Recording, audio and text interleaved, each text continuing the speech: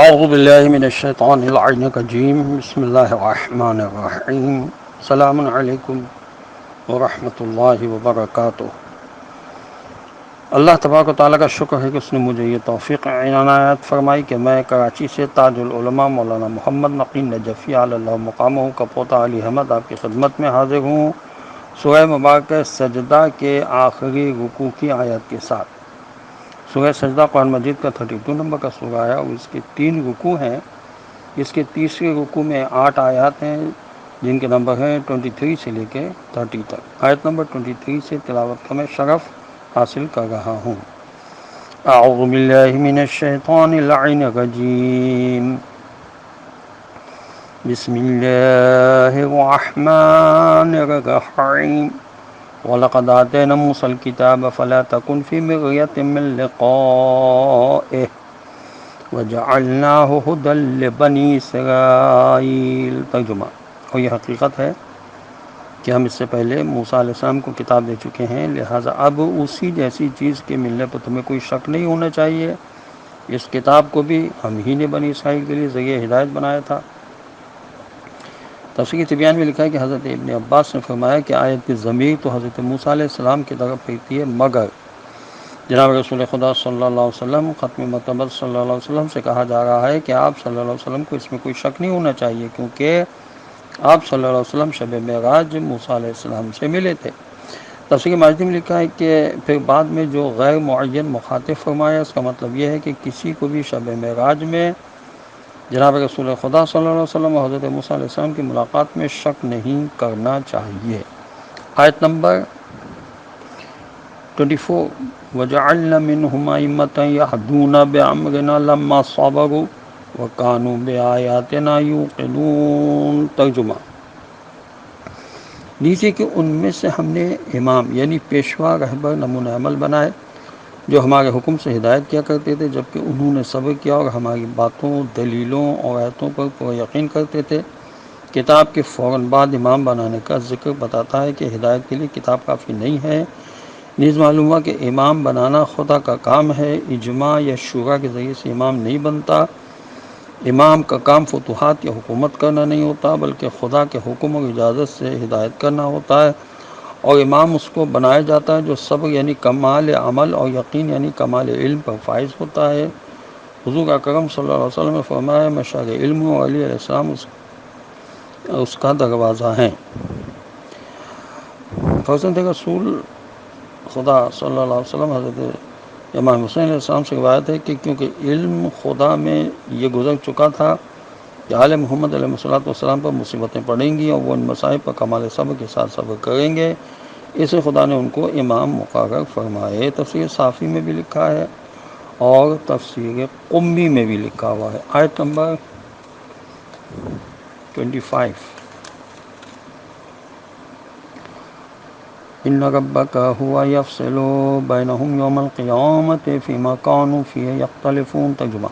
اور تمہارا پالنے والا مالک لازمی طور پر قیامت کے دن ان تمام باتوں کا فیصلہ کر دے گا جن میں وہ بنی اسرائیل کے لوگ ایک دوسرے سے اختلاف کیا کرتے تھے۔ تفسیر ماجدی میں لکھا ہے کہ قیامت کے دن فیصلے سے مراد عملی واضح فیصلہ ہے، ورنہ دلائل و شواہد کے لحاظ سے تو حق و باطل کا فیصلہ ہو چکا، البتہ قیامت میں اس کا عملی فیصلہ اس طرح ہوگا کہ مومنین جنت میں بھیجے جائیں گے اور کافی جہنم رسید ہوں گے۔ آیت نمبر 26، اولم یہدی لہم کما اہلکنا من قبلہم من القرون یمشون فی مساکنہم ان فی ذلک لآیات افلا یسمعون۔ ترجمہ۔ کیا یہ تاریخی واقعات ان کی ہدایت کے لیے کافی نہیں کہ ہم ان سے پہلے کتنی نسلوں و قوموں کو ہلاک و برباد کر چکے ہیں، جن کے رہنے کے مکانوں میں آج یہ چلتے پھرتے ہیں؟ اس میں صاف اور بڑی دلیلیں، حقیقتیں اور نشانیاں ہیں، تو کیا وہ سنتے نہیں ہیں؟ تفہیم القرآن میں علامہ مودودی صاحب نے لکھا ہے کہ مطلب یہ ہے کہ تاریخ کے اس مسلسل متواتر تجربے سے بھی انسانوں نے کوئی سبق نہیں سیکھا کہ جس قوم کے پاس خدا کا کوئی رسول آیا، اس قوم کی قسمت کا فیصلہ اس قوم کے رؤساء کے ساتھ معلق ہو گیا۔ جیسا سلوک اس قوم نے اپنے رسول سے کیا، اکثر اس نے رسول کو جھٹلایا تو پھر وہ قوم خدا کے عذاب سے نہ بچ سکی۔ اگر بچے بھی تو صرف وہی لوگ جو نبی پر ایمان لائے، انکار کرنے والے ہمیشہ ہمیشہ کے لیے سامان عبرت بن کر رہ گئے۔ آیت نمبر 27، اَوَلَمْ يَرَوْا أَنَّا نَسُوقُ الْمَاءَ إِلَى الْأَرْضِ الْجُرُزِ فَنُخْرِجُ بِهِ زَرْعًا تَأْكُلُ مِنْهُ أَنْعَامُهُمْ وَأَنْفُسُهُمْ أَفَلَا يُبْصِرُونَ۔ ترجمہ، کیا انہوں نے یہ نہیں دیکھا کہ ہم ایک بنجر خشک زمین تک پانی کو بہا کر یا اڑا کر لے جاتے ہیں اور پھر اسی زمین سے ایسی فصل اگاتے ہیں جس سے ان کے جانور بھی غذا حاصل کرتے ہیں اور وہ خود بھی اسی سے کھاتے ہیں؟ کیا وہ دیکھتے سمجھتے نہیں ہیں؟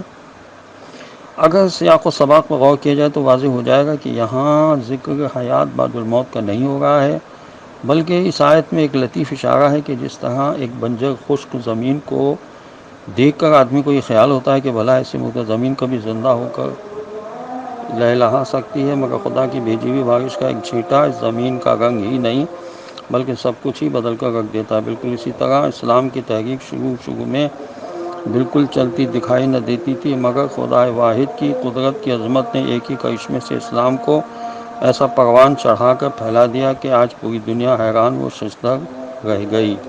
یہ تفہیم القرآن میں علامہ مودودی صاحب نے لکھا ہے۔ آیت نمبر 28، وَيَقُولُونَ مَتَىٰ هَٰذَا الْفَتْحُ إِن كُنتُمْ صَادِقِينَ۔ ترجمہ، وہ لوگ کہتے ہیں کہ آخر یہ فتح کب ہوگی، اگر تم سچے ہو تو بتاؤ۔ آیت نمبر 29، قُلْ يَوْمَ الْفَتْحِ لَا يَنفَعُ الَّذِينَ كَفَرُوا أَيْمَانُهُمْ وَلَا هُمْ يُنظَرُونَ۔ ترجمہ، ان سے کہہ دیجئے کہ اس فتح یا فیصلے کے دن ایمان لانا ان لوگوں کو کوئی فائدہ نہ دے گا جنہوں نے خدا اور رسول صلی اللہ علیہ وسلم کا انکار کیا، کیونکہ اس وقت ان کو کوئی مہلت نہ دی جائے گی۔ آیت نمبر 30، فَأَعْرِضْ عَنْهُمْ وَانتَظِرْ إِنَّهُمْ مُنتَظِرُونَ۔ ترجمہ، پس آپ صلی اللہ علیہ وسلم ان سے ان کے حال پر چھوڑ کر بے اعتنائی برتیے اور انتظار کیجیے، حقیقتاً وہ بھی انتظار ہی کر رہے ہیں۔ خدا بند عالم کا شکر ہے کہ یہاں سورہ سجدہ مکمل ہوا۔